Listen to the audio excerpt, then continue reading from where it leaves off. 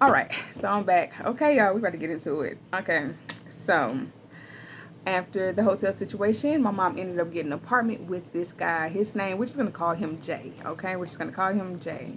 So we ended up getting an apartment with my aunt's special friend and my mom now's boyfriend, Jay, and he is the living boyfriend. He moved in with us. I hated it. Okay, hated it. But he moved in. Not long after we moved in, my birthday ended up coming around, and my cousins from Alabama, there was a particular cousin, her birthday was literally 2 days away from mine, and then there was another cousin that was birthday was on the same day. So we all celebrated our birthday together at my aunt's house, which was a big ordeal because we hadn't been around my aunt since she put us out. Okay, so this was pretty huge.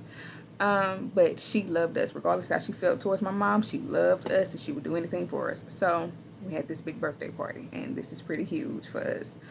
Since we have been through so much, so many different changes, all at like back to back.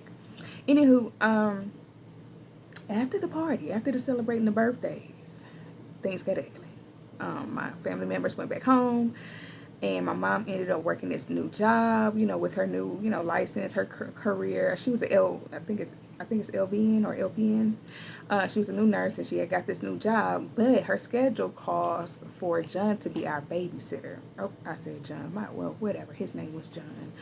Um, it caused for him to be our babysitter, and he was telling my mom that he was watching us, while she was at work, but he was not. He was out in the streets. I don't know. He was in the streets somewhere for hours. When I say hours, 8, 9, 10, 11 hours. How many hours it took for her to be at work? We was locked outside. When I tell you locked outside, I mean exactly just that. In Texas heat, locked outside. We were going to neighbor's house to cool off. We didn't have food throughout the day. We were absolutely 100% neglected.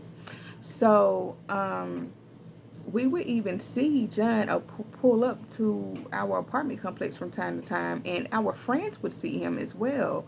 But sometimes he did not pull up alone. Sometimes he pulled up with a whole entire family in his car. That is him, another woman, an infant, his daughter, sometimes his son, like his other family. He would bring to my mother's house, let them in, and lock us out until they were ready to go.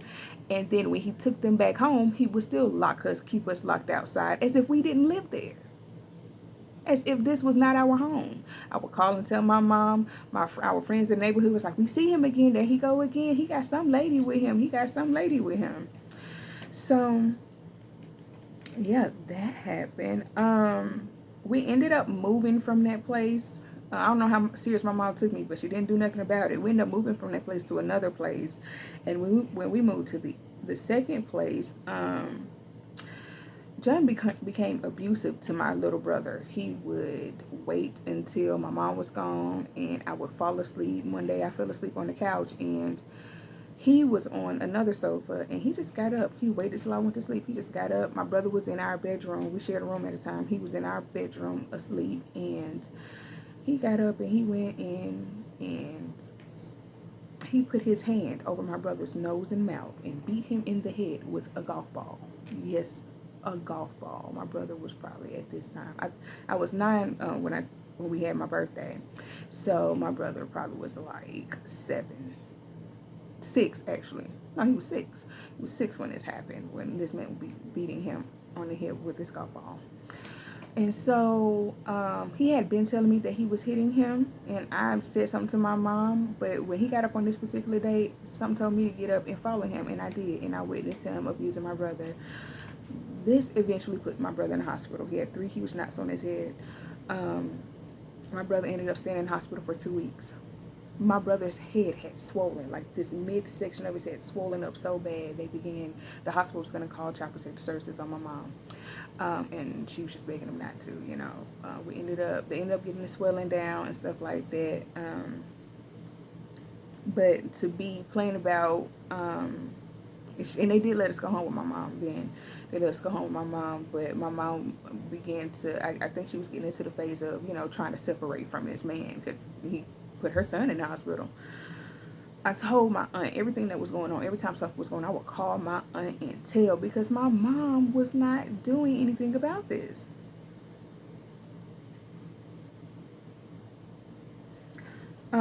There was times where I would wake up and I would see, one time I woke up, went to my mom's bedroom, and she was in the bed naked, in the bed with John naked, and his 21-year-old son also was in a bed on the other side of my mom.